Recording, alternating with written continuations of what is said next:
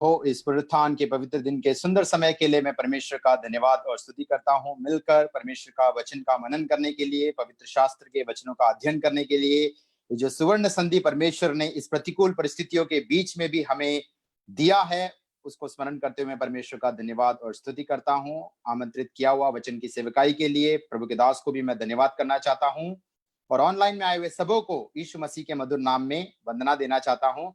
निश्चय प्रभु ने अभी आशीष करके, संभाल कर, देखभाल करके अभी तक हमें ले चला है। इस महामारी और प्रतिकूल परिस्थिति के बीच में प्रभु ने हमें हर एक को संभाले रखा है और थोड़ा समय होठों से निकलने वाले स्तुति भी बलिदान के द्वारा अच्छे गीतों को गाने के लिए भी प्रभु ने मदद किया है। निश्चय इस संगति को भी प्रभु आशीष करके चलाएगा। सबोपदेशक की किताब उसके 11 अध्याय का 3 वचन पढ़ते हुए आज हम शुरुआत करेंगे। सभा प्रसंगी 11 अध्यायम 3 वाक्यम, एक्लेशियास्टिस चैप्टर 11 वर्स 3। सबोपदेशक का किताब उसके 11 अध्याय के तीसरे वचन का जो आखिरी भाग है वो इस प्रकार कहता है, वृक्ष चाहे दक्षिण की ओर गिरे या उत्तर की ओर, तो भी जिस स्थान पर वृक्ष गिरेगा वही पड़ा रहेगा। उसका अंग्रेजी परिभाषा इस प्रकार कहता है, whether a tree falls toward the south or toward the north, wherever the tree falls there it lies। कितना अनोखा वचन है। इस वचन में पवित्र आत्मा मनुष्य को एक वृक्ष के साथ तुलना करते हुए कहता है कि जब वो वृक्ष गिरेगा, अर्थात वो मनुष्य के जीवन का जब अंत होगा। मनुष्य के जीवन का अंत कैसे हो सकता है? वो मृत्यु के द्वारा इस दुनिया से अलग हो सकता है, या विश्वासियों का एक बड़ा आशा है कि यीशु मसीह का जब दोबारा आगमन होगा हम उसके साथ उठा लिए जाएंगे। अगर यीशु मसीह का आगमन होता है, उस आगमन की तैयारी के साथ उठा लिया जाने के लिए या मृत्यु के द्वारा इस दुनिया से अलग जब होते हैं, तो ये वचन कहता है जब वो वृक्ष गिरेगा, भले ही वो कोई भी दिशा में, कोई भी डायरेक्शन में, वो उत्तर में हो या दक्षिण में हो, तो भी जिस स्थान पर वृक्ष गिरेगा वही पड़ा रहेगा। इसका एक आत्मिक अर्थ भी है।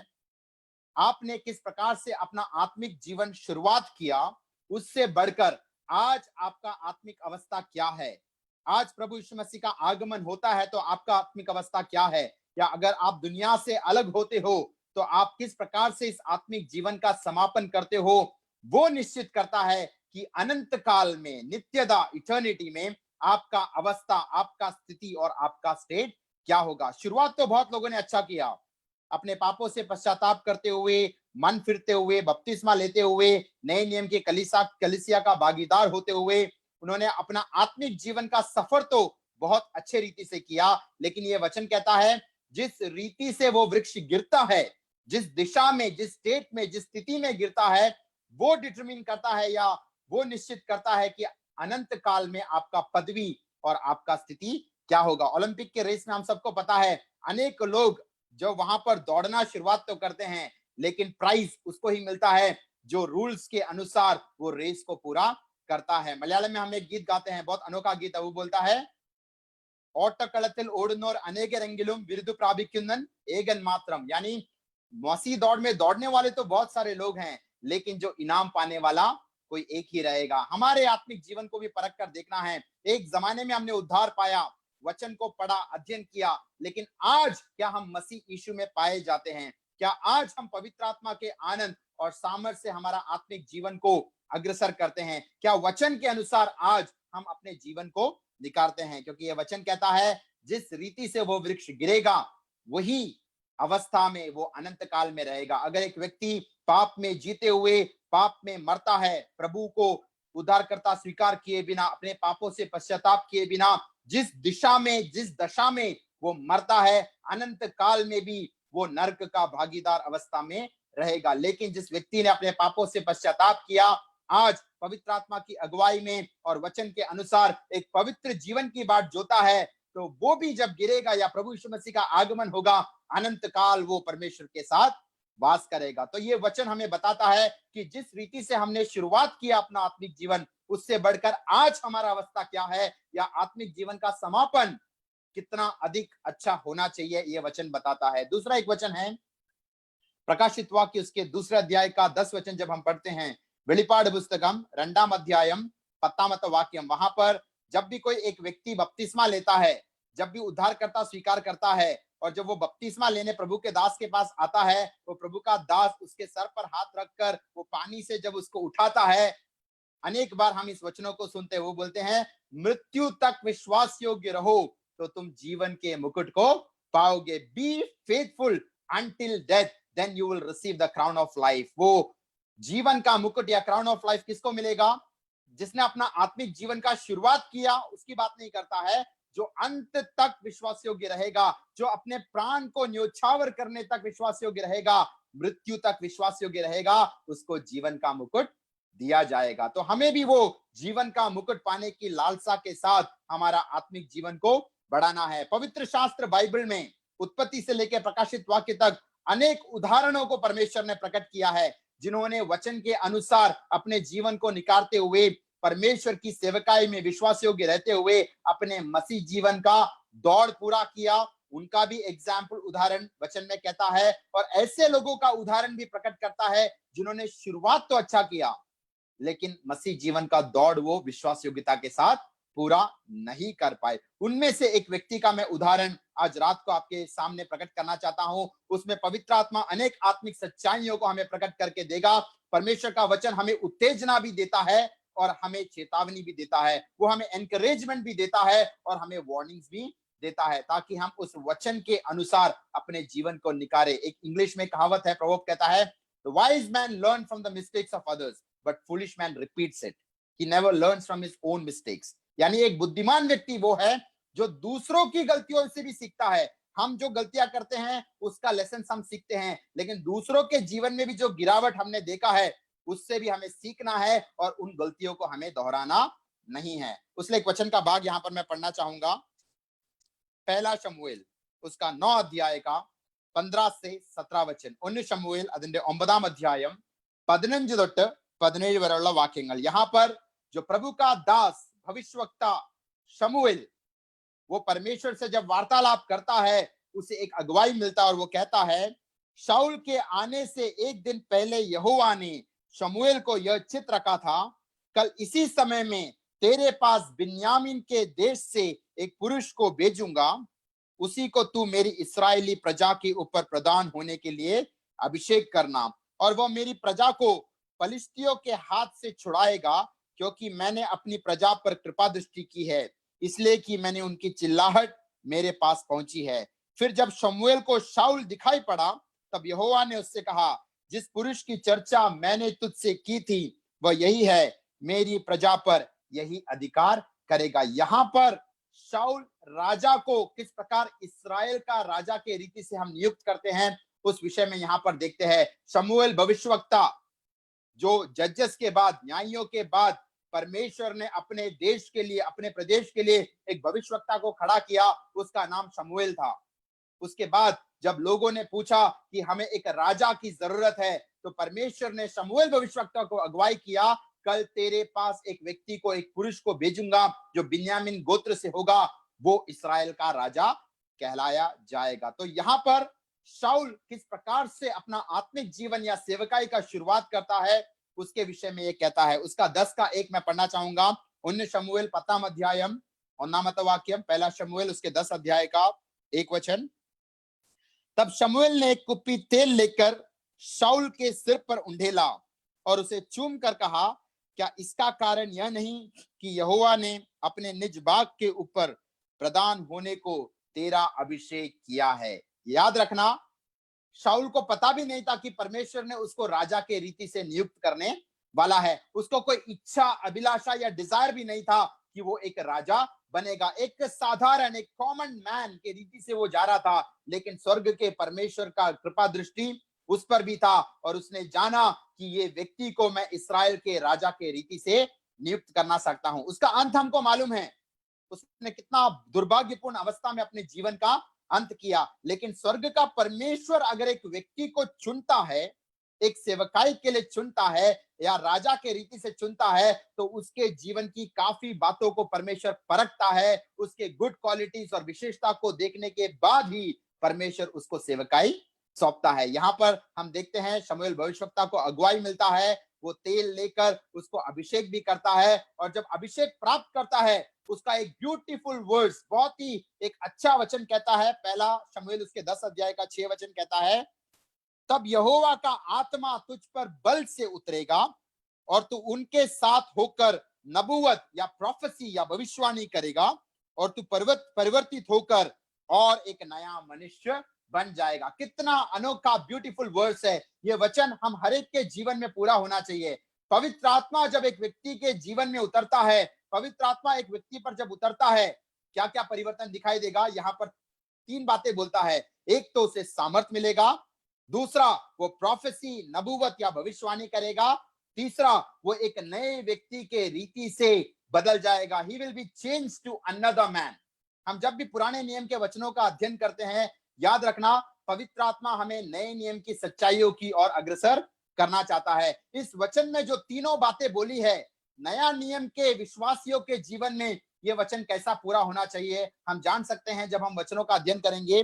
प्रेरितों के काम उसके पहला अध्याय का 8 वचन जब हम पढ़ते हैं, പ്രവർത്തികൾ 1-ാം അധ്യായം 8-ാമത്തെ വാക്യം, പരിശുദ്ധാത്മാവ് നിങ്ങളുടെ മേൽ വരുമ്പോൾ നിങ്ങൾ ശക്തി ലഭിച്ചിട്ട് എന്റെ സാക്ഷികളായി തീരും। पवित्र आत्मा जब तुम पर उतरेगा तब तुम सामर्थ पाओगे और तुम मेरा गवाह हो जाओगे। When Holy Spirit will come upon you, you will receive power and you will become my witness। तो पवित्र आत्मा जब उतरेगा, यीशु मसीह ने कहा प्रेरितों के काम 1:8 में, तुम्हें सामर्थ मिलेगा। यहाँ शाऊल के विषय में भी कहता है, पवित्र आत्मा जब उतरा उसको बल और सामर्थ मिला। दूसरे काम उसके दूसरे अध्याय का 17 वचन, पेंतिकोस्त के दिन जब प्रेरितों के काम दूसरे अध्याय में वहां पर बहुत सारे चिन्हों को प्रकट करते हैं, वहां पर सुसमाचार सुनाया जाता है, उससे पहले पत्रोस एक वचन कहता है, അപ്പോസ്തല പ്രവൃത്തികൾ 2-ാം അധ്യായം 17-ാമത്തെ വാക്യം, वहां पर बोलता है, അന്ത്യനാളിൽ സകല ജഡത്തിന്മേൽ ഞാൻ എന്റെ ആത്മാവിനെ പകരും, നിങ്ങളുടെ പുത്രന്മാരും പുത്രിമാരും പ്രവചിക്കും. In the last days I will pour out my spirit on all flesh, and your sons and daughters shall prophesy, your female and male servants shall prophesy। पवित्र आत्मा जब उंडेला जाएगा तब तुम्हारे पुत्र और पुत्री भविष्यवाणी करेंगे, तुम्हारे जो लड़के लड़की नौकर चाकर है वो भी भविष्यवाणी करेंगे। तो ये दोनों वचनों को अगर तुलना करोगे, जब शाऊल के जीवन में पवित्र आत्मा उतरा, उसने सामर्थ पाया और वो नबूवत भविष्यवाणी या प्रोफेसी करने लगा। नया नियम में भी कहता है, जब पवित्र आत्मा तुम पर उतरेगा तुम सामर्थ पाओगे, परमेश्वर का गवाह बनोगे। इतना ही नहीं, तुम लोग भविष्यवाणी करने लगोगे। और तीसरा बात वहां पर क्या बोलता है, he was changed to another man। शाऊल जो एक साधारण व्यक्ति था, जिसको कोई जानता नहीं था, वो कोई बड़ा काम नहीं कर सकता था, जब पवित्र आत्मा सामर्थ के साथ उतरा वो भविष्यवाणी करने लगा और वो एक नए व्यक्ति के रीति से परिवर्तित हो गया। नया नियम में भी जब पवित्र आत्मा से एक व्यक्ति भर जाता है, a person when he receive a definite experience of baptism in the Holy Spirit, when he receives the power from on high, उसके जीवन में भी एक बड़ा ट्रांसफॉर्मेशन, एक परिवर्तन, एक चेंज हमको दिखाई देने मिलता है। हम सब अपने जीवन का गवाही दे सकते हैं कि हमारा जीवन कैसा था और आज कैसे बन गया। पत्रोस का अगर जीवन देखोगे, पत्रोस एक मछुआरा था, बहुत एक शर्मीला कैरेक्टर था। यीशु मसीह को भी एक जमाने में उसने बोला, मैं पापी व्यक्ति हूं, तू मुझसे दूर हो जा। एक अनपढ़ गवार व्यक्ति, जिसको ज्यादा पढ़ाई लिखाई नहीं था, उस व्यक्ति को जब परमेश्वर यीशु मसीह ने अपना प्रेरित होने के लिए चुना, उसके जीवन में बहुत सारा ट्रेनिंग और प्रशिक्षण दिया गया। और जब यीशु मसीह पकड़वाया गया, उसने एक छोटी लड़की के सामने भी घबरा के क्या किया, यीशु मसीह को इनकार किया। लेकिन वही पत्रोस पेंतिकोस्त के दिन जब पवित्र आत्मा का सामर्थ पाया, जब प्रभु के चेलों ने पवित्र आत्मा का सामर्थ पाया, वो बंद कमरों में जो थे, वो बंद कमरों से बाहर निकलकर प्रभु यीशु मसीह का एक जीवित गवाह बन गए। जब हम भी पवित्र आत्मा से भर जाते हैं, हमारा भय दूर हो जाएगा, हमको साहस और करेज मिलेगा प्रभु यीशु मसीह का गवाह बनने के लिए, प्रभु यीशु मसीह का सुसमाचार सुनाने के लिए, प्रभु के जीवित और सामर्थशाली वचन का प्रचार करने के लिए। वो सामर्थ हमको देगा। जो छोटी बालिका के सामने घबराया, डर कर यीशु मसीह का इनकार किया हुआ पत्रोस, अभी महायाजक के सामने खड़े होकर कहता है, you have crucified the son of man. परमेश्वर का जो एकलौता पुत्र है यीशु मसीह, उसको तुमने क्रूस पर चढ़ाया है। वो साहस और सामर्थ कहां से मिला, जब पवित्र आत्मा उतरा गया और वो एक बिल्कुल बदला हुआ आदमी के समान हो गया। हम हमारे जीवन का भी हम गवाही परख कर दे सकते हैं। अगर मैं अपना जीवन का गवाही बताऊं, जिन्होंने मुझे बचपन में देखा, जब मैं स्कूल में वगैरह पढ़ता था, मैं एकेडमिक्स में बहुत एक्सेल किया, एक्टिविटीज और प्रोग्राम्स में मैं पार्ट करता था, उसमें शामिल होता था और अच्छा सक्सेस मैंने पाया प्रभु के अनुग्रह से। लेकिन साधारण रीति से लोग मुझे देखते हैं तो मैं बहुत शर्मीला कैरेक्टर का व्यक्ति था, टिमिड और शाय, बहुत शांत और बिल्कुल शर्मीला कैरेक्टर का व्यक्ति था। लेकिन वही व्यक्ति लोग जब आज मुझे मिलते हैं, वो एस्टोनिश्ड हो जाते हैं, सरप्राइज हो जाते हैं, आश्चर्यचकित हो जाते हैं, ये परिवर्तन कैसा आया मेरे अंदर। मुझे मालूम है पवित्र आत्मा का जब सामर्थ मैंने पाया, पवित्र आत्मा का अभिषेक पाया, एक टिमिड शाय और शर्मीला व्यक्ति आज दूसरों के सामने गवाह बन सकता है। वो हमारा कोई बड़ा ही सामर्थ नहीं है, अत्युंत शक्ति ई मनकुडारतिल दैवन नलगी, पवित्र आत्मा का असीम सामर्थ इस मिट्टी के बर्तनों में परमेश्वर ने दिया है, उसमें हम घमंड नहीं कर सकते, वो परमेश्वर की नाम की महिमा के लिए होना चाहिए। तो जैसे शाऊल के जीवन में पवित्र आत्मा का सामर्थ उसने पाया, भविष्यवाणी उसने किया और वो एक नए व्यक्ति के समान बदल गया, ऐसे ही हर एक व्यक्ति हर दिन पवित्र आत्मा से भरना है और भय का आत्मा दूर होकर सामर्थ का आत्मा पाकर परमेश्वर का गवाह बनते हुए हमें आगे बढ़ना है। तो कितना अनोखा वचन की सच्चाई हम शाऊल के जीवन में देते हैं। लेकिन उसका अगला वचन कहता है, जब ये चिन्ह तुझे दिखाई पड़ेंगे, तब जो काम करने का अवसर तुझे मिले उसमें लग जाना, क्योंकि परमेश्वर तेरे संग रहेगा। जब एक व्यक्ति के ऊपर पवित्र आत्मा का अभिषेक आता है, वो व्यक्ति अभिषेक का सामर्थ प्राप्त करता है, भविष्यवाणी करता है, जब वो एक नए व्यक्ति के रीति से परिवर्तित हो जाता है, उसका एक बड़ा विशेषता क्या बोलता है पता है क्या? God is going to be with that person. परमेश्वर उस व्यक्ति के संग रहता है। प्रेरितों के काम उसके 10 अध्याय का 38 वचन बहुत अनोखा वचन है। यीशु मसीह के विषय में पत्रोस कहता है, प्रवर्तिगल अदिन 10 अध्यायम 38 वाक्यम, वहां पर स्वर्ग के परमेश्वर ने यीशु मसीह को, नासरत के यीशु मसीह को कैसे अभिषेक किया और उसका परिणाम क्या है, उस वचन में कहता है, एक्ट्स चैप्टर 10 एंड वर्स 38, वो कहता है परमेश्वर ने किस रीति से यीशु नासरी को पवित्र आत्मा और सामर्थ से अभिषेक किया। Jesus Christ was anointed with power and Holi spirit. और उसका परिणाम क्या होता है? वो भलाई करता और सबको जो शैतान के सताए हुए थे अच्छा करता फिरता है, क्योंकि परमेश्वर उसके साथ है। यीशु मसीह ने जब पवित्र आत्मा का सामर्थ और अभिषेक प्राप्त किया, यीशु मसीह के विषय में कहता है परमेश्वर उसके साथ था। शाऊल राजा के विषय में कहता है पवित्र आत्मा जब सामर्थ के साथ उसके ऊपर उतरा, उसके हर कामों में परमेश्वर उसके साथ था। तो निश्चय आज 2020 में भी हम पवित्र आत्मा से जब भर जाएंगे, आत्मा का सामर्थ हम प्राप्त करेंगे, हम पूरे हियाव के साथ, कॉन्फिडेंस के साथ कह सकते हैं, हम करने वाले हर एक काम में God is going to be with us. परमेश्वर हमारे संग रहकर हमें अगुवाई कर कर चलता है। कितना अनोखा वचन है। शाऊल राजा बेंजामिन गोत्र से चुना हुआ इस्राएल का पहला राजा, उसने कितने अच्छे रीति से अपने आत्मिक जीवन का सफर शुरुआत किया। उसने अनेक बैटल्स लड़ाई किया और उसमें परमेश्वर ने उसको जय प्राप्त किया।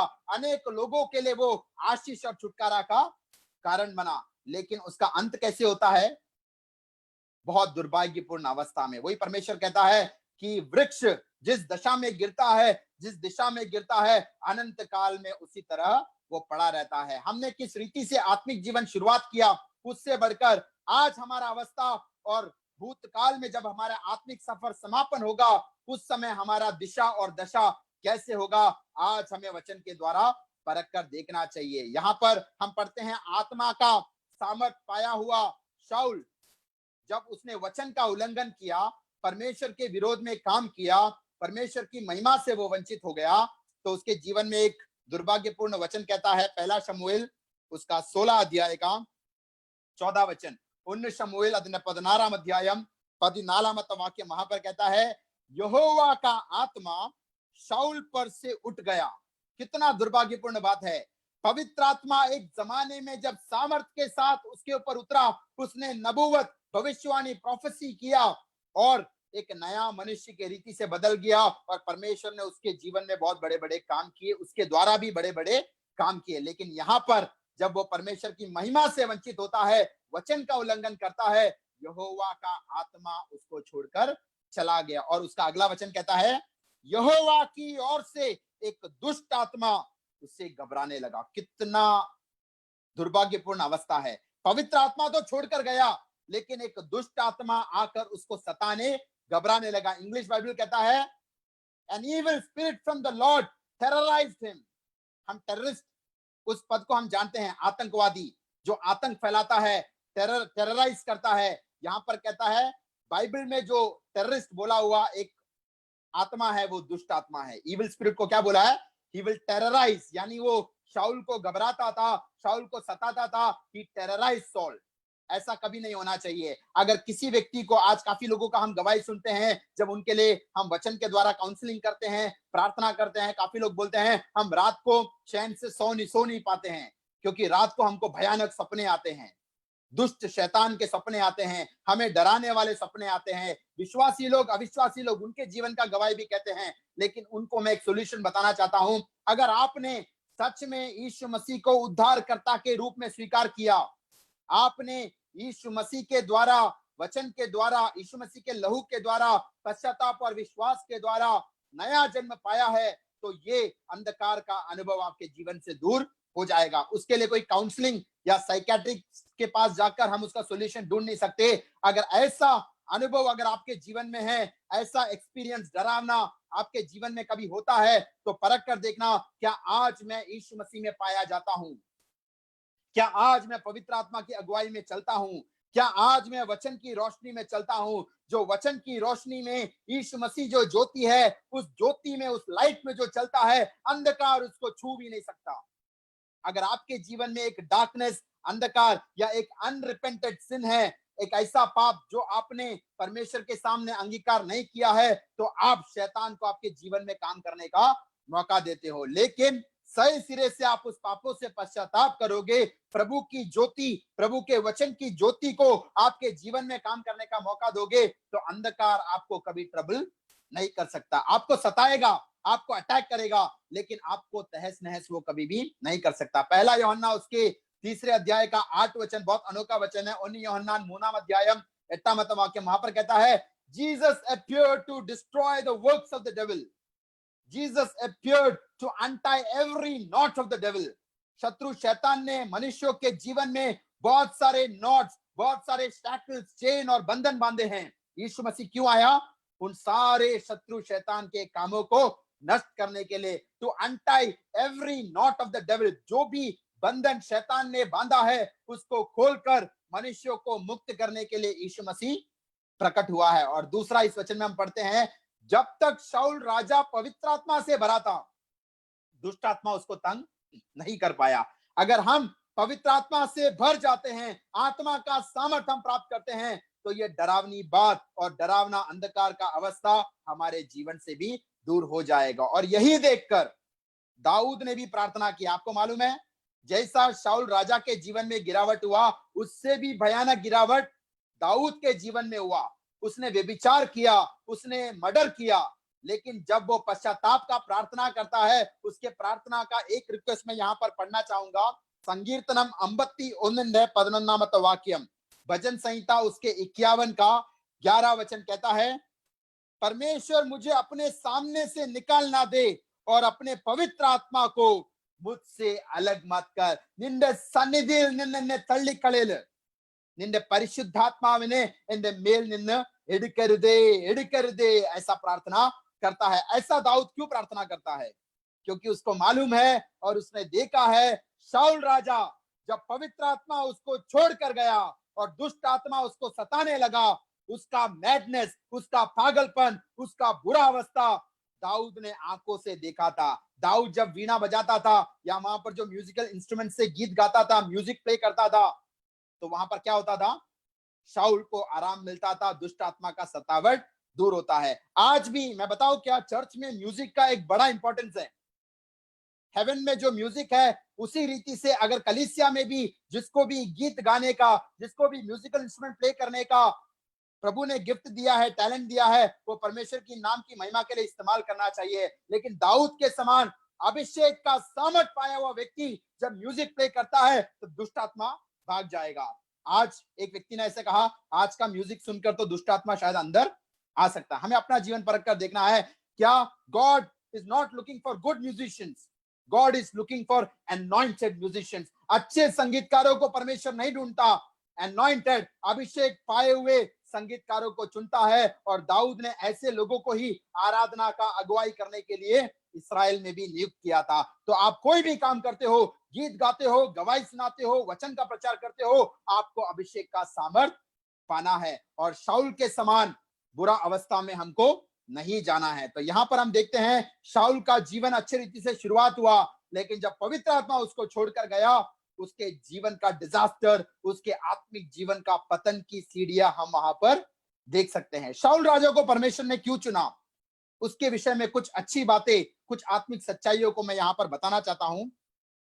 पहला शमूएल उसके 9 अध्याय का जब 3 और 4 वचन हम पढ़ते हैं, 1 शमूएल അതിന്റെ 9 अध्यायम 3 4 വാക്യങ്ങൾ വായിക്കുമ്പോൾ यहां पर कहता है, जब शाऊल का पिता किश की गदियां खो गई, तब किश ने अपने पुत्र शाऊल से कहा, एक सेवक को अपने साथ ले जा और गदियों को ढूंढ ला। यानी शाऊल जो एक युवक था, एक साधारण युवक था, उसका पिताजी जो किश है, उसके बहुत सारे डोंकीज थे, गधे थे, वो खो गए और उसको ढूंढने के लिए अपने साथ एक सेवक को भी लेकर जाने के लिए उसका पिता उसको आज्ञा देता है। यहां पर शाऊल का सबसे पहला विशेषता या गुड क्वालिटी हम देख सकते हैं, वो माता पिता का आदर और आज्ञा पालन करने वाला व्यक्ति था। वो बाद में इस्राएल का राजा बना, उसको नहीं मालूम था कि वो इस्राएल का राजा बनने वाला है, लेकिन पिता ने जो छोटे से छोटा काम भी उसको दिया, उसने तुरंत उसको आज्ञा पालन करने लगा। मुझे सुनने वालों में जवान लड़के लड़कियां, छोटे बच्चे, परिवार के जो छोटे बच्चे लोग भी सुन रहे होंगे, उनको मैं बताना चाहता हूं, आगे 10 साल बाद या 15 साल बाद आपके जीवन में परमेश्वर कौन सी सेवकाई करने वाला है, आपको भी नहीं मालूम, आपके माता पिता को भी नहीं मालूम। लेकिन घर पर आपके माता पिता बताने वाले छोटे से छोटे आज्ञाओं को शाऊल के समान आप पूरा करोगे तो स्वर्ग का परमेश्वर वो देखता है, उसके अनुसार आपको स्पिरिचुअल प्रमोशन देकर आगे बढ़ाएगा। तो पिता की आज्ञा का पालन करने का एक अच्छा स्वभाव था। He was obedient to his parents. Obedience वहां पर दिखता है। दूसरा क्या दिखता है, उसको जो काम दिया उसने विश्वास योग्यता के साथ किया, थोरोली किया, पूरा यत्न प्रयत्न और परिश्रम करके दिया। आजकल कुछ बच्चों को काम देते हैं, वो क्या करते हैं, थोड़ा समय कुछ करके आके कुछ ढूंढने को बोलते हैं, तो थोड़ा कुछ करके आके बोलते हैं, मम्मी पापा हमें नहीं मिला या मुझसे नहीं होगा। लेकिन शाऊल यहाँ पर थोड़ा समय नहीं, उसने पूरा एफर्ट लेकर वो काम पूरा करने को देखा। उसका चौथा वचन मैं यहाँ पर पढ़ूंगा, 1 शमूएल 9 अध्याय 4 वाक्यम, पहला शमूएल उसके 9 अध्याय का 4 वचन। तब वो एफ्रेम की पहाड़ी देश और शलीशा देश से होते हुए गया, परंतु उन्हें ना पाया। तब वे शालेम नामक देश से भी होकर गए, वहां पर भी ना पाया। फिर बिन्यामिन के देश में गए, परंतु गदिया ना मिला। वो एक जगह पर गया, वहां पर नहीं मिला करके वो वापस आया नहीं, वो आगे उसको ढूंढते ढूंढते फिरते रहा और उसको जो पिता ने काम दिया था उसको पूरे विश्वास योग्यता के साथ काम किया उसने पूरा। God is looking at the minute details of our life. छोटे से छोटे काम हम सोचते रहेंगे, अगर हमको घर पर, हमको ऑफिस में, हमारे स्कूल में, कॉलेज में जो छोटा सा काम दिया है, उसको स्वर्ग का परमेश्वर देखता होगा क्या? निश्चय देखता है। आपका छोटे से छोटा काम भी आप किस मनोभाव से, किस एटीट्यूड से, किस फेथफुलनेस से आप करते हो, वो देखकर परमेश्वर आगे आने वाले दिनों में अपने स्वर्ग राज्य के बढ़ोतरी के लिए आपको इस्तेमाल कर सकता है, जैसे शाऊल राजा के जीवन में किया। तो माता पिता का आज्ञा पालन करते हुए, माता पिता का आज्ञा या उनको आदर देते हुए अपना काम पूरे विश्वास योग्यता के साथ, पूरे हार्डवर्क के साथ करते हुए गया, वो देखकर स्वर्ग के परमेश्वर ने उसको इस्राएल का राजा के रीति से नियुक्त किया। उसका जब 5वां वचन पढ़ते हैं, 1 शमूएल 9 अध्यायम 5 वाक्यम, पहला शमूएल उसके 9 का 5 वचन कहता है, जब वे सूफ नामक देश में आए, तब शाऊल ने अपने साथ के सेवक से कहा, आ हम लौट चले, ऐसा ना हो कि मेरा पिता डोंकीज या गदियों की चिंता छोड़कर हमारी चिंता करने लगे। माता पिता के प्रति एक कंसर्न, एक कंसिडरेशन और एक विजडम वहां पर हम देखते हैं। शाऊल राजा बना नहीं, उसके पिता ने डोंकीज को ढूंढने के लिए भेजा। वो एक एक जगह पर जाकर वो गदियों को ढूंढने लगा, लेकिन जब वो सूफ नामक देश में आए, वहां पर शाऊल का एक अच्छा विजडम, एक अच्छा बुद्धिमान रीति से उसका बात हम पढ़ते हैं। वो कहता है, अभी बहुत समय हो चुका है, अगर अभी हम घर पर वापस नहीं गए तो मेरा पिता डोंकी से ज्यादा मेरे विषय में चिंता हो जाएगा। जैसे माता पिता, आज तो पैंडेमिक की वजह से स्कूल कोई जाता नहीं है, सब ऑनलाइन स्टडीज कर रहे हैं। जब माता पिता स्कूल से बच्चे का आने का समय हो गया, अगर 5 मिनट भी बच्चा लेट हो जाता है तो माता पिता टेंशन और विचलित हो जाते हैं। तो यहाँ पर शाऊल कहता है, अगर हम लोग वापस नहीं गए तो मेरा पिताजी गधों से ज्यादा हमारी चिंता करेगा। इसलिए उसने विजडम से क्या किया, वापस जाने का तैयारी किया। हर एक बच्चा, वो छोटा हो बड़ा हो, आपको विजडम से आगे बढ़ना है। और विजडम परमेश्वर किसको देता है? याकूब उसका 1:5, जेम्स चैप्टर 1:5, याकूब ओनली अंज, जो परमेश्वर से पूछता है उसको परमेश्वर विजडम देता है। God gives wisdom to those who ask. अगर आप प्रार्थना में विजडम पूछोगे, परमेश्वर आगे मुझे कैसे बढ़ना है मुझे नहीं मालूम, आगे कौन सा प्रोफेशनल कोर्स में जाना है मुझे नहीं मालूम, कौन सा जॉब चुनना है मुझे नहीं मालूम, किससे शादी करना है मुझे नहीं मालूम, कहां पर सेवकाई करना है मुझे नहीं मालूम, अगर पूरे शून्य अवस्था में नम्रता और दीनता के साथ कोई भी व्यक्ति परमेश्वर से पूछता है, गॉड गिव मी विजडम, तो परमेश्वर निश्चय उसको विजडम देकर आशीष करेगा। आगे हम पढ़ते हैं पहला शमूएल उसके 9 अध्याय का जब 7 वचन हम पढ़ते हैं, 1 शमूएल 9 अध्यायम 7 वाक्यम। शाऊल ने अपने सेवक से कहा, सुन, यदि हम उस पुरुष के पास चले, यानी उनको पता चला कि उस देश में एक प्रभु का दास है, शमूएल भविष्यवक्ता, जिसको सीयर कहते हैं। सीयर का मतलब है जो फ्यूचर की बातें भी देखकर हमें चेतावनी दे सकता है। प्रॉफिट, शमूएल वाज कॉल्ड ए सीयर, जो आगे की बातों को देखकर लोगों को चेतावनी दे सकता है। तो यहां पर वो कहता है, हम तो उस महान प्रभु के दास से मिलने जा रहे हैं, इस्राएल के भविष्यवक्ता से मिलने जा रहे हैं, लेकिन उसको गिफ्ट देने के लिए, उसको भेंट देने के लिए हमारे पास क्या है? कितना कंसर्न है, याद रखना। एक साधारण व्यक्ति है शाऊल, वो एक प्रभु के दास से, एक अनॉइंटेड प्रॉफिट से मिलने को जाता है, तो उसके अंदर का कंसर्न क्या है मालूम है? उस व्यक्ति को गिफ्ट या भेंट में मैं क्या दूं? हमारा जीवन परख को देखना चाहिए। क्या हम जब प्रभु के दासों से मिलने जाते हैं, मैं सारे दासों के विषय में नहीं कहता हूं, मामोन के दास भी हैं और परमेश्वर के दास भी है, जो सच में अभिषिक्त प्रभु के दास लोग हैं, जिसे परमेश्वर के द्वारा अगुवाई पाकर सेवकाई करते हैं, उनको आपके राहों में अगर लाते हैं तो परमेश्वर चाहता है आप उनको मदद करो, आप उन्हें आशीष दो, आप उन्हें गिफ्ट दो। लेकिन ये वचन काफी प्रीचर्स ने, काफी जो वचन के प्रचारकों ने उसका दुरुपयोग भी किया है। वो लोग कहते हैं, यहां पर जैसे शाऊल गिफ्ट लेकर गया तो तुम मेरे पास हमेशा एक गिफ्ट लेकर आना, एक एनवेलप के बिना, एक लिफाफा के बिना कोई मेरे पास आना नहीं चाहिए। वचन को ट्विस्ट करने वालों को परमेश्वर जजमेंट जरूर देगा, क्योंकि ऐसा बोलने वालों को मैं कहता हूं वो पूरा अध्याय पढ़ो। शाऊल का एक अच्छा मनोभाव देखते हैं कि वो जब भविष्यवक्ता से मिलने गया, एक प्रवाचकन, एक प्रॉफिट से मिलने गया, उसके अंदर का अभिलाषा है कि वो एक गिफ्ट देना चाहता है, एक अच्छा भेंट उसको देना चाहता है। लेकिन जब वो शमूएल के पास जाता है, वो पूरा अध्याय आप पढ़कर देखोगे, वहां पर एक भी रिकॉर्ड ये नहीं कहता है कि शाऊल राजा के हाथ से शमूएल ने कुछ लिया। ये मैं नहीं कह रहा हूं, उस अध्याय में आप स्वयं पढ़ सकते हो। यहां पर वो भेंट लेकर गया, लेकिन शमूएल भविष्यवक्ता ने वो भेंट लिया या स्वीकार किया, उसका रिकॉर्ड बाइबल में नहीं कहता है। लेकिन उसके विपरीत शमूएल भविष्यवक्ता ने शाऊल राजा को एक गिफ्ट, एक भेंट और आशीष दिया करके कह सकते हैं। वो है सच्चा प्रभु का दास। शाऊल का अच्छा मनोभाव था देने का, लेकिन शमूएल भविष्यवक्ता ने लेने से ज्यादा देना उत्तम समझा। यीशु मसीह ने क्या कहा? It is more blessed to give than to receive. लेने के लिए नहीं, उसने उल्टा शाऊल राजा को बढ़िया पोर्शन से आशीषित किया और गिफ्ट दिया। हमारा मनोभाव भी ऐसा होना चाहिए। आगे हम पढ़ते हैं उसका पहला शमूएल उसके 9 अध्याय का जब 21 वचन हम पढ़ते हैं, 1 शमूएल 9 अध्यायम 21 वाक्यम।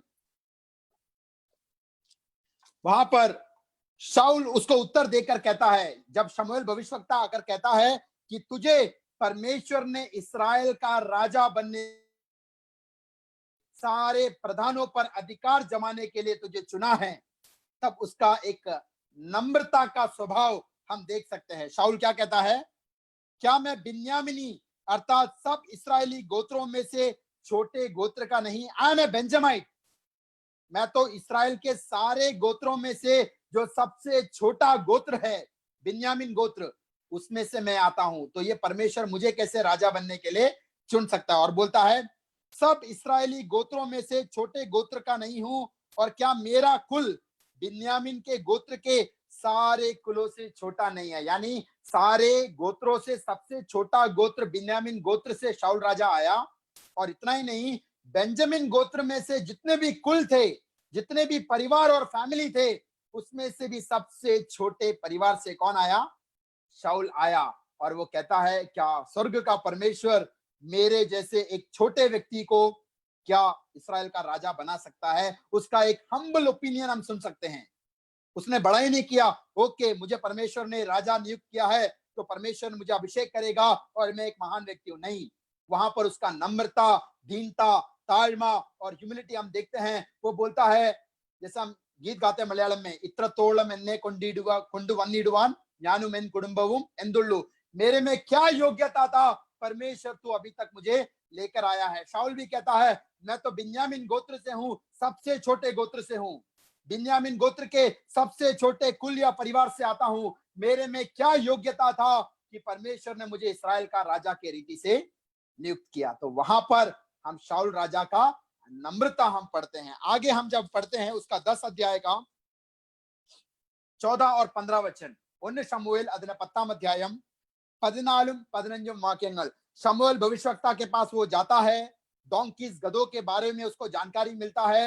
शमूएल भविष्यवक्ता उसको अगुवाई देता है और उसको इस्राएल के राजा के रीति से कुप्पी के तेल से अभिषेक भी करता है। और जब वो घर पर वापस आता है उसके अंकल के पास, उसके चाचा के पास, वो वचन कहता है, तब शाऊल के चाचा ने उससे और उसके सेवक से पूछा तुम कहां गए थे? और उसने कहा हम तो डोंकीज या गधों को ढूंढने गए थे, और जब हमने देखा कि वे कहीं नहीं मिलती तब शमूएल भविष्यवक्ता के पास गए। और शमूएल भविष्यवक्ता के पास जाकर शमूएल ने क्या कहा, ये जब उसके चाचा ने पूछा तब शाऊल का जवाब जरा पढ़ना, 16 वचन 16 वाक्यम 15 शाऊल के चाचा ने कहा मुझे बतला कि शमूएल ने तुझसे क्या कहा। तब शाऊल ने अपने चाचा से कहा उसने हमें निश्चय करके बताया कि गधियां डोंकीज मिल गई हैं, परंतु जो बात शमूएल ने राज्य के विषय में कही थी वो उसको ना बताई। याद रखना, इस्राएल का राजा बनने का संदेश शमूएल ने शाऊल को दिया।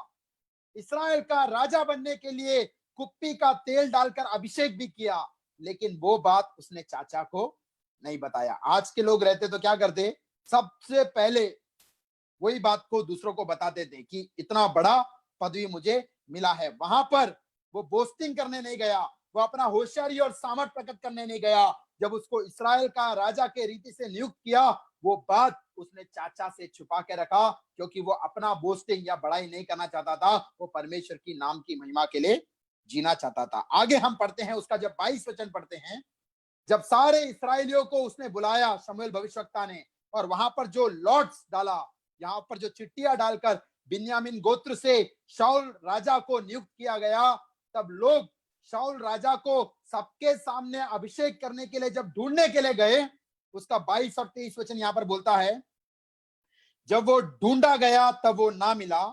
तब उन्होंने फिर यहोवा से पूछा क्या यहाँ कोई और आने वाला है? यहोवा ने कहा सुनो, वो सामान के बीच में छुपा हुआ है। शाऊल जिसको शमूएल भविष्यवक्ता ने संदेश दिया, शमूएल भविष्यवक्ता ने कुप्पी का तेल डालकर अभिषेक किया, और इस वचन के भाग में पूरे इस्राएल के सामने उसको राजा घोषित किया। जब उसको ढूंढने के लिए लोग गए, वो कहां पर छुपा हुआ था? बैगेज या सामान के बीच में, बैकग्राउंड में। वो सबके सामने आकर बड़ा तमाशा करने का इच्छुक नहीं था, वो हमेशा बैकग्राउंड में छिपा रहता था। जब उसको राजा बनने के लिए भी बुलाया, वो सामान के बीच में छिपा हुआ था। कितना नम्र और दीनता, ह्यूमिलिटी और ताजमा के साथ शाऊल राजा ने शुरुआत किया। आगे हम पढ़ते हैं उसका जब 27 वचन पढ़ते हैं, 1 शमूएल ಅದರ 10 अध्यायम 27 वाक्यम, पहला शमूएल उसके 10 अध्याय का 27 वचन कहता है, परंतु कोई लुच्छे लोगों ने कहा जो इस्राएल के जो वर्थलेस लोग थे, लुच्चे लोगों ने कहा शाऊल हमारा कैसे उद्धार कर सकता है, और उन्होंने उसको तुच्छ जाना और उसके पास भेंट ना लाए, तो भी वह सुनी अनसुनी करके चुप रहा। याद रखना, शमूएल भविष्यवक्ता ने उसको अभिषेक किया, सारे इस्राएल के सामने परमेश्वर ने शाऊल राजा को राजा के रीति से चुना और सबके सामने राज्याभिषेक किया। फिर भी कुछ इस्राएल के लोगों ने उसका मजाक उड़ाया, उसका निंदा किया कि ये व्यक्ति हमें कैसे छुटकारा दे सकता है, शाऊल कैसे इस्राएल का राजा बन सकता है। उन्होंने उसका निंदा किया और उसको आदर भी नहीं दिया, उसको गिफ्ट या भेंट भी नहीं लाया। लेकिन वहां पर शाऊल का मनोभाव देखना, वहां पर वो राजा बन चुका है, चाहिए तो वो कुछ कह सकता था, लेकिन वो कहता है सुनी अनसुनी करके वो चुप रहा। उसका सहनशीलता वहां पर दिखता है, लॉन्ग सफरिंग ऑफ सॉल। लोगों ने निंदा किया, लोगों ने बुराई किया, फिर भी उसको बदला लेने के लिए वो नहीं गया। वो राजा है, अथॉरिटी वाला बंदा है, फिर भी उसने बदला लेने को नहीं गया। वो लॉन्ग सफरिंग, सहनशीलता के साथ इन सारी बातों को अनसुनी किया। हमारे जीवन में भी परमेश्वर जब अभिषेक करेगा, सेवकाई में आगे बढ़ाएगा, हमारी प्रशंसा करने वाले लोग भी रहेंगे, हमारी निंदा और बुराई करने वाले लोग भी रहेंगे, लेकिन उन बातों से हमें कोई असर नहीं पड़ना चाहिए। अगर कोई हमारा प्रशंसा करता है, हमारे हृदय में उसमें कोई घमंड नहीं आना चाहिए। जब कोई हमारा बुराई करता है, निंदा करता है, उससे हमें निराश भी होने का जरूरत नहीं है, क्योंकि गलाती उसका 1:10 क्या कहता है, मनुष्यों को प्रशंसा करने वाला प्रभु का दास कभी भी दास नहीं बन सकता। यानी एक भी मनुष्य को प्रशंसा करने के लिए, उनका अप्रूवल पाने के लिए अगर कोई व्यक्ति सेवकाई करता है, वो यीशु मसीह का दास नहीं कहला सकता। पौलुस कहता है, आगे हम पढ़ते हैं पहला शमूएल उसके 11 अध्याय का 1 से 7 वचन। 1 शमूएल 11 अध्याയം 1 തൊട്ട് 7 വരെയുള്ള വാക്യങ്ങൾ വായിക്കുമ്പോൾ, जब इस्राएल के शत्रु एमोनाइट्स या अमोनी लोग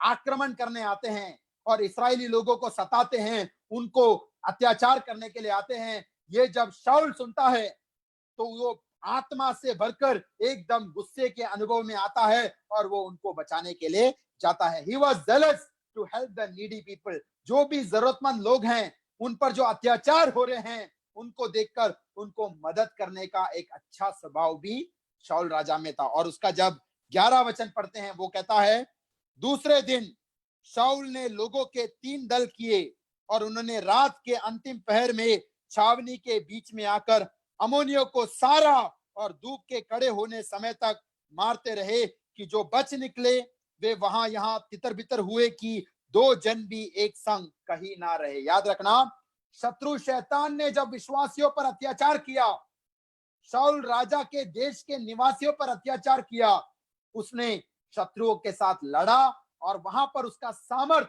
और करेज हमको दिखाई पड़ता है।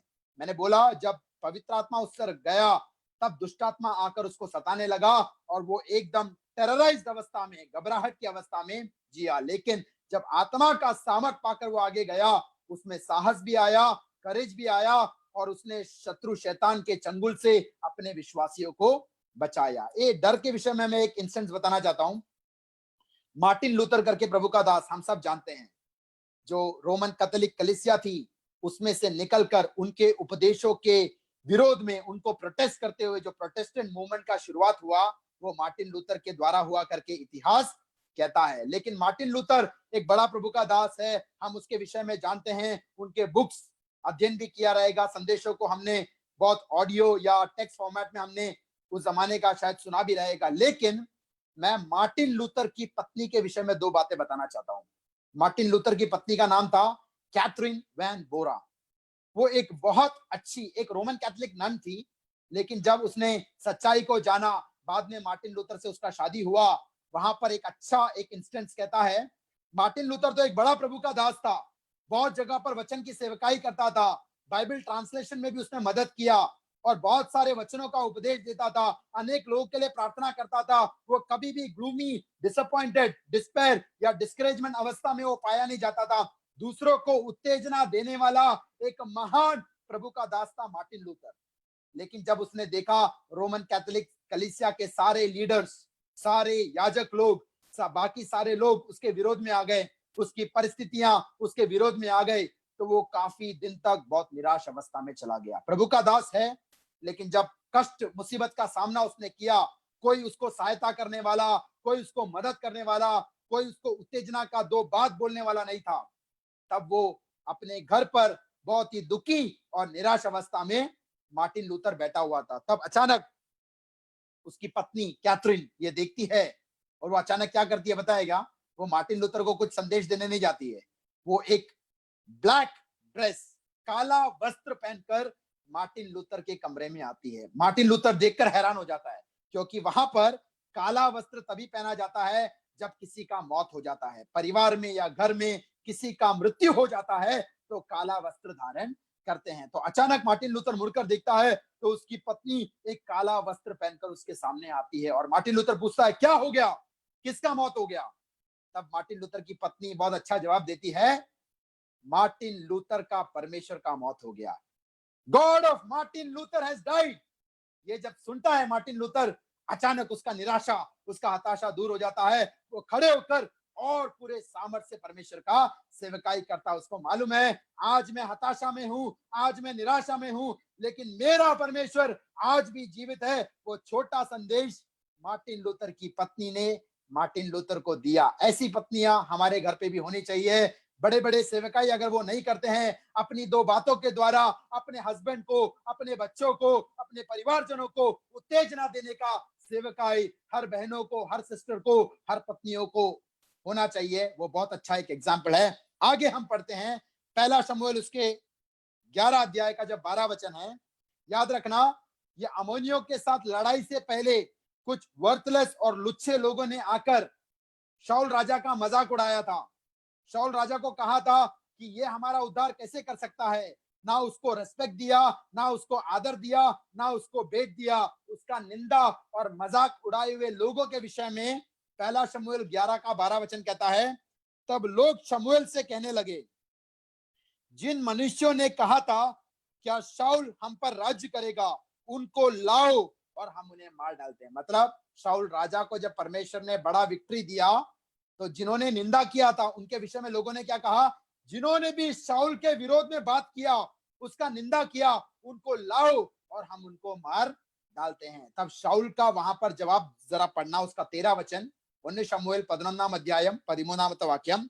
परंतु शाऊल ने कहा, आज के दिन कोई मार डाला नहीं जाएगा, क्योंकि आज यहोवा ने इस्राएलियों को छुटकारा दिया है। अपने ऊपर निंदा किया हुआ, आपके विरोध में बात किया हुआ ऐसे लोगों ने जब बड़ा विजय देखा, उनको मारने का एक अच्छा जब मौका मिला, तब शाऊल क्या बोलता है, उन्हें मारो मत, आज परमेश्वर यहोवा ने हमको जय दिया है। वहां पर उसका फॉरगिवनेस, उसको क्षमा का एक अच्छा मनोभाव देते हैं। तो यहाँ पर जो भी वचनों में हमने पढ़ा, शाऊल का एक बहुत अच्छा स्वभाव, बहुत अच्छा क्वालिटीज, बहुत अच्छा विशेषता स्वर्ग के परमेश्वर ने देखा, उसने उसको इस्राएल का राजा बनाया। लेकिन आगे हम पढ़ते हैं, मैं संक्षिप्त में बताना चाहता हूं, पहला शमूएल उसका 13 अध्याय का 8 और 9 वचन हम पढ़ते हैं।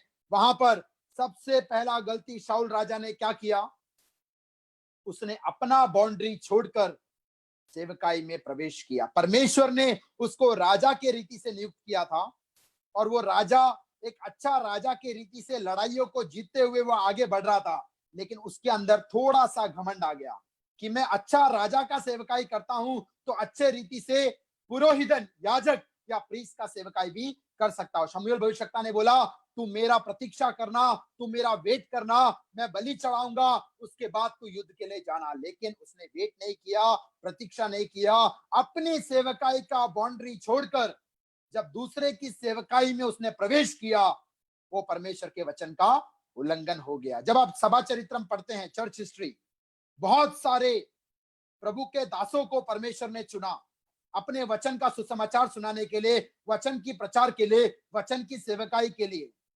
उन्होंने वचन का सेवकाई तो किया, लेकिन थोड़े समय के बाद अपना बाउंड्रीज छोड़कर वो नई बातों में चले गए जो परमेश्वर नहीं चाहता था। चर्च पॉलिटिक्स में वो चले गए, टाइटल्स और डिनोमिनेशंस में वो चले गए, और वो पैसे के पीछे या चर्च का जो मॉनेटरी अफेयर्स है उसके पीछे एडमिनिस्ट्रेशन में चले गए। ये मैं चर्च हिस्ट्री के हिसाब से बोल रहा हूं। परमेश्वर ने उन्हें वचन की सेवकाई के लिए बुलाया था, लेकिन वो अपना बाउंड्री छोड़कर जब दूसरे की बाउंड्री में प्रवेश कर गए तो उन्होंने अपना अभिषेक नष्ट किया। लेकिन कुछ लोग सवाल करते हैं, आज भी वो कलीसिया में पाए जाते हैं, आज भी वचन का प्रचार करते हैं, याद रखना, शाऊल राजा ने अभिषेक नष्ट करने के बाद भी 30 इयर्स, 30 साल वो इस्राएल का राजगद्दी पर बरकरार रहा। आज भी बहुत सारे लोग हैं जिन्होंने अभिषेक तो नष्ट किया है, लेकिन आज भी अपने टाइटल्स और पदवी में वो बरकरार है। हमें उन्हें न्याय करने का जरूरत नहीं है, हमारा जीवन परख कर देखना है। किसी का गिफ्ट देखकर हमें आश्चर्यचकित नहीं होना चाहिए। आज आप लूसीफर को देखोगे, शैतान जो है, उसको जो परमेश्वर ने दान और गिफ्ट दिया था, आज भी वो गिफ्ट इस्तेमाल करता है। तो एक व्यक्ति का गिफ्ट देखकर आप आश्चर्यचकित मत होना, उसके लाइफ का अनॉइंटिंग, अभिषेक देखना। गिफ्ट तो शाऊल राजा को तब भी था, उसके बाद भी उसने भविष्यवाणी किया, लेकिन पवित्र आत्मा का सामर्थ और अभिषेक उसने नष्ट कर दिया। तो वहां पर कहता है, उसका जो इम्पेशंस था, उसमें जो धीरज का कमी था, उसके द्वारा वो परमेश्वर के विरोध में पाप करने गया। उसके अंदर जो अहंकार आ गया, प्राइड आ गया कि मैं याजक का सेवकाई भी कर सकता हूं, उसके द्वारा परमेश्वर की महिमा से वो वंचित हो गया। दूसरा इतिहास उसका 26 अध्याय का 16 से 21 वचन जब पढ़ते हैं, second Chronicles chapter 26 verses 16 to 21, वहां पर उजिया राजा के विषय में भी यही बात कहता है कि वो आलय में आकर, मंदिर में आकर वो याजक का सेवकाई करने जाता है, बलि चढ़ाने जाता है, और स्वर्ग का परमेश्वर उसको लेप्रेसी, कोड़ी बनाकर उसको जज करता है। तो हमें जो सेवकाई दिया है, उसमें हमें अंत तक विश्वासी होकर रहकर आगे बढ़ना है। तो इंपेशेंस के वजह से, प्राइड के वजह से, और वहां पर अपना सेवकाई का बाउंड्री छोड़कर जब वो आगे गया, तो वो परमेश्वर की महिमा से वंचित हो जाता। और पहला शमूएल उसका 15 अध्याय जब हम पढ़ते हैं, वहां पर परमेश्वर का वाणी आया, तो सारे अमेलेकाइट्स को, उनके गुड शीप, उनका बैड शीप, उनके सारे लोगों को, उनके सारे जानवरों को तुझे हत्या करना है। तब शाऊल शमूएल का जो वचन का उल्लंघन करते हुए शाऊल राजा क्या करता है, जो अच्छे बेड़े हैं, गुड शीप है, उनको वो रख छोड़ता है। जब शमूएल भविष्यवक्ता आता है, वो ब्लेम अपने ऊपर लेने के बजाय वो लोगों को ब्लेम करता है। जैसे आदम ने हवा को ब्लेम किया, वैसे शाऊल राजा ने जनता को ब्लेम किया। उन्होंने कहा ये लोग परमेश्वर को एक बलि चढ़ाना चाहते हैं, इसलिए उन्होंने ये गुड शिप को मारा नहीं। जो अपने ऊपर ब्लेम नहीं लेता है, he is not fit to become a leader. वहां पर वो परमेश्वर की महिमा से वंचित होता है। वहां पर हम आगे देखते हैं, पहला शमूएल उसके 18 अध्याय का 9 वचन में दाऊद के प्रति एक जलसी उत्पन्न होता है। जब लोग दाऊद का प्रशंसा करते हैं, उसके अंदर एक ईर्ष्या, एक जलसी का अनुभव आता है। वो सिर्फ दाऊद को मारने के लिए नहीं, एक बार अपने बेटे स्वयं जोनाथन को मारने के लिए भी वो हथियार उठाता है। याद रखना, पवित्र आत्मा जब एक व्यक्ति को छोड़कर जाता है, उसके जीवन में गिरावट कैसे कैसे आता है। और अंत में क्या कहता है, उसका जब 22 अध्याय पढ़ते हैं, 19 शमूएल 22 अध्याय, वहां पर एक शहर में दाऊद आया करके उसका रिपोर्ट वहां के याजक लोगों ने राजा को नहीं दिया करके 85 याजकों को, 85 लेविटिकल प्रीस्ट को और उनके परिवारों को शाऊल राजा मार देता है। तो सोचना कितने अच्छे रीति से शाऊल ने अपना सेवकाई शुरुआत किया था। अभी वो जोनाथन को मारने के लिए, दाऊद को मारने के लिए, याजकों को मारने के लिए, दूसरों से जलसी करने के लिए ऐसा अवस्था में गिर गया। और अंतिम 2 बात बताना चाहता हूं, जब उसका 28 अध्याय का 8 वचन पढ़ते हैं, वो शैतानिक ताकतों का मदद लेने के लिए गया। He went into witchcraft, जो भूत सिद्धि हम बोलते हैं, डार्कनेस, वहां पर भी वो प्रवेश कर गया। कितना बुरा अवस्था में हो गया। और जब अंतिम अध्याय हम पढ़ते हैं, पहला शमूएल उसके 31 अध्याय का 4 और 5 वचन, वहां पर तलवार के ऊपर स्वयं कूदकर वो एक सुसाइड करता है, आत्महत्या करता है। तो हमने अपना आत्मिक जीवन कैसा शुरुआत किया, उससे बढ़कर आज हमारा आत्मिक अवस्था क्या है और हम आत्मिक जीवन का एंड कैसे करते हैं, वो बड़ा मायने रखता है। अंत में एक वचन बताना चाहता हूं, प्रोवर्ब्स चैप्टर 21 वर्स 11, सदृश वाक्यम 21 वाक्यम, वहां पर एक अच्छा इंग्लिश ट्रांसलेशन बोलता है, wise man learn from the mistakes of others. जैसे शुरुआत में मैंने बोला, बुद्धिमान व्यक्ति दूसरों की गलतियों से सीखता है, लेकिन मूर्ख व्यक्ति वो गलतियों को अपने जीवन में स्वयं करता है। आज शाऊल का जीवन हमारे सामने एक बड़ा वार्निंग है, बड़ा चेतावनी है। अभिषेक के सामर्थ के द्वारा, अच्छे गुड क्वालिटीज के द्वारा अपना सेवकाई का शुरुआत किया, लेकिन जब आत्मा से भटक गया, आत्मा ने उसको छोड़ दिया, महिमा से वो वंचित हो गया, उसके जीवन में डिग्रेडेशन, डिजास्टर, पतन पहुंचा और अंत में उसने अपना जान तक त्याग दिया। तो याद रखना, हमने अपना आत्मिक जीवन कैसे शुरुआत किया, उससे बढ़कर हमारा आत्मिक जीवन कैसे समापन होगा, वो निश्चित करेगा कि अनंत काल में हम कैसे बढ़ेंगे। तो इन वचनों के द्वारा, इस वचन के अनुसार एक विजय मसीह जीवन जीने के लिए इन दिनों में प्रभु आप सबको मदद करे। धन्यवाद। God bless you all. Praise the Lord. Thank you, brother. ദൈവം അനുഗ്രഹിക്കട്ടെ. നമുക്ക് പ്രാർത്ഥിക്കാം. ഈ കേട്ട വചനങ്ങളെ ധ്യാനിക്കാം. നാം ഒരുമിച്ച് പ്രാർത്ഥിക്കുമ്പോൾ ജെയിംസ് കപ്പിത്താൻ പ്രാർത്ഥിച്ച് ആശീർവാദം പറയും.